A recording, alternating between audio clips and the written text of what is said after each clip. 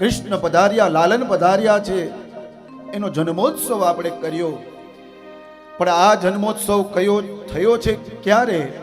ભાગવતજી કહે છે કે નંદ બાબાએ અને યશોદાજી આ જન્મોત્સવ કર્યો છે નોમના દિવસે સવારે. કારણ કે ભગવાન શ્રી હરિનારાયણ અષ્ટમીના રાત્રે 12 વાગે આવ્યા છે. ખબર પડી છે સવારે પરોઢમાં, અને પછી બધાને આમંત્રિત કર્યા છે ને પછી આખું ગામ આવ્યું છે. ઓ ભાગવતજી કહે છે.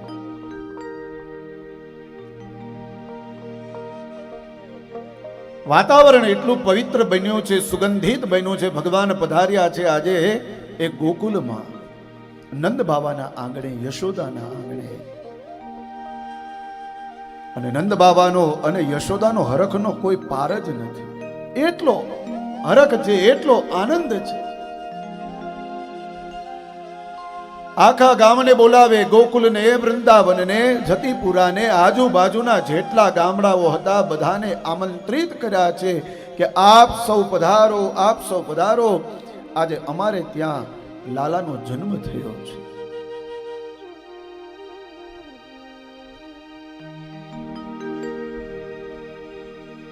અદ્ભુત મહામહોત્સવ કરે છે નોમના દિવસે નંદ બાબા. સૌથી પહેલે નંદ બાબાએ બ્રાહ્મણોને બોલાવ્યા છે.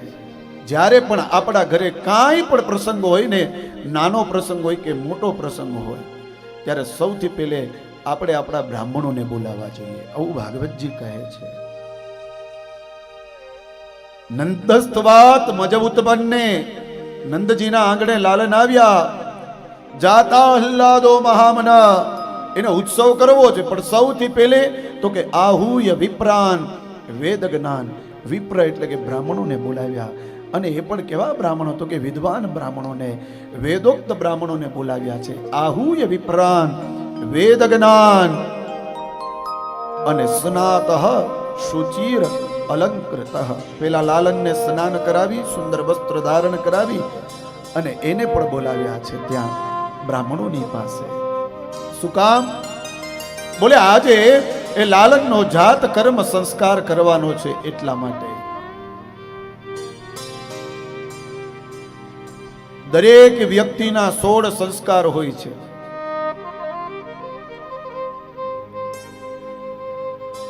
અને આ 16 સંસ્કારની વિધિ વિધાન બતાવ્યા છે આપણા શાસ્ત્રમાં. પણ અત્યારે 16 સંસ્કારમાંથી આપણે 4 થી 5 સંસ્કાર નું આપણને જ્ઞાન છે, વધારે કઈ આપણને જ્ઞાન નથી. એમાં એક તો કે આપણે નામકરણ સંસ્કાર કરીએ, એટલે નામ પાડવું એટલે નામકરણ સંસ્કાર. એમાં પણ આપણે બ્રાહ્મણોને બોલાવતા નથી, પૂજા કરતા નથી. ફૈબા આવે નામ પાડી દે. ફૈબાને જે નામ ગમતું હોય એ નામ પાડી દે. પણ એ એક પ્રકારનો સંસ્કાર છે, નામકરણ સંસ્કાર. બીજો સંસ્કાર તો કે યજ્ઞોપવિત સંસ્કાર આપણને ધ્યાનમાં છે. એક સંસ્કાર આપણને લગ્નનો ધ્યાનમાં છે. અને એક અંતિમ સંસ્કાર. આ 3 થી 4 આપણને યાદ છે. પણ આપણા શાસ્ત્ર એમ કહે કે દરેક વ્યક્તિના 16 સંસ્કાર છે. પેલો ગર્ભધારણ સંસ્કાર, બીજો પુંસવન શ્રીમંત સંસ્કાર, પછી જાત કર્મ સંસ્કાર, પછી નામકરણ સંસ્કાર, પછી બાળકને તમે બહાર લઈ જાઓ તો બહિર નિષ્ક્રમણ સંસ્કાર, પછી તમે એને ભોજન કરાવો, સૌથી પહેલા એને તમે કાંઈ પણ ચખાડો તો અન્નપ્રાશન સંસ્કાર, એના વાળ કાપો છો ચોલ સંસ્કાર, પછી યજ્ઞોપવિત આપો તો યજ્ઞોપવિત સંસ્કાર. આવી રીતના પછી દંત ધાવન સંસ્કાર. આવા 16 સંસ્કારો બતાવ્યા છે.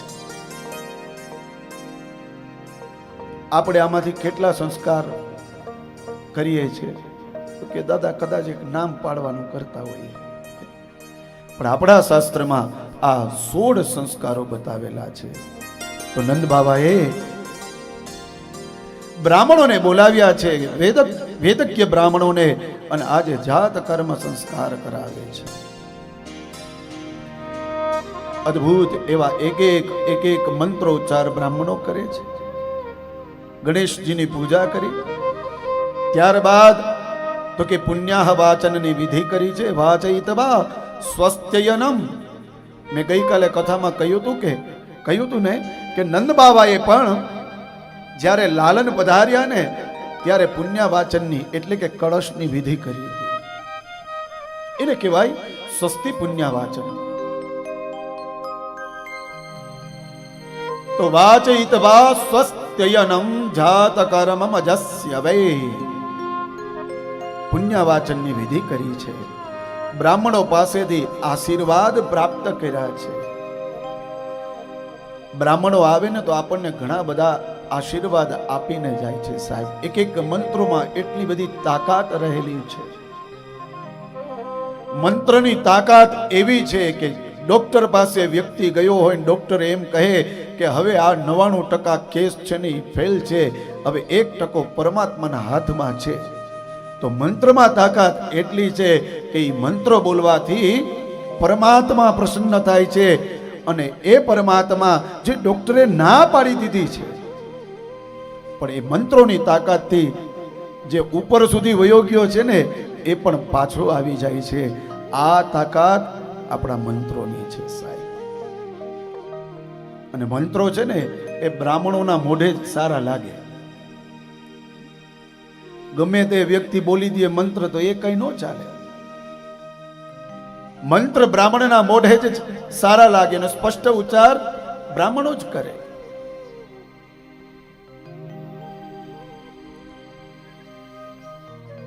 એટલા માટે આપણે બ્રાહ્મણોને બોલાવીએ છીએ.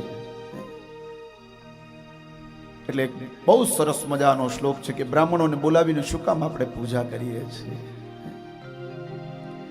દેવાધીન જગત સર્વ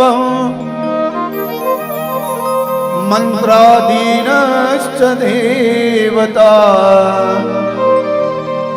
તે મંત્ર બ્રાહ્મણાધીન તસ્માદ બ્રાહ્મણ વંદ્યતે. દેવાધીન જગત સર્વમ. આ જગત છે કેને આધીન છે? તમને કોઈને ખબર છે? તો કે દેવને આધીન છે. આખું જગત તો કે દેવને આધીન છે. દેવાધીન જગત સર્વમ. તો દેવતાઓ કોને આધીન છે? જેમ આખું જગત દેવને આધીન છે એમ તો કે દેવતાઓ છે ને એ મંત્રને આધીન છે. મંત્રાધીનશ્ચ દેવતા. એ મંત્રોને આધીન ભગવાન છે. તો એ મંત્ર કેને આધીન છે? તો કે તે મંત્રા બ્રાહ્મણાધીન. એ મંત્ર બ્રાહ્મણોને આધીન છે. એટલા માટે આપણે બ્રાહ્મણની પૂજા કરતા હોઈએ છીએ. બ્રાહ્મણોને આપણે આપણા ઘરે બોલાવતા હોઈએ છીએ. આપણા શાસ્ત્ર ત્યાં સુધી કહે કે જે બ્રાહ્મણને આપણે આપણા ઘરે બોલાવીએ ને પછી 1 દિવસ રાખીએ કે 7 દિવસ રાખીએ, ત્યાં જ્યાં સુધી બ્રાહ્મણને આપણા ઘરે રાખીએ ને ત્યાં સુધી એને જે વસ્ત્ર પહેર્યા હોય ને એ પણ આપણે આપવા જોઈએ. એ જે આસન ઉપર બેસે ને આસન પણ આપણું હોવું જોઈએ. જે પાત્ર, જે સંધ્યાના પાત્રો છે, ગૌમુખી માળા છે, એ પણ આપણે આપવું જોઈએ. અને આ બધું આપ્યા પછી તો નિત્ય જે આપણે તિલક એમને એમ ન કરી શકીએ. તિલક કરીએ ને એટલે એને દક્ષિણા આપવી જ પડે.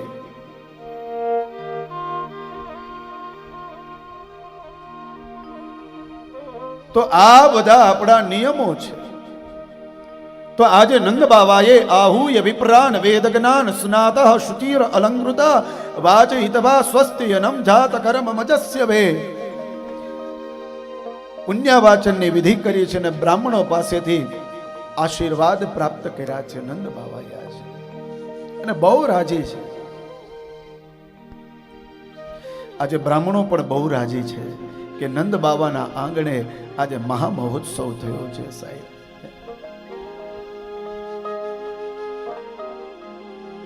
બ્રાહ્મણોને બે જ વસ્તુ જોઈએ.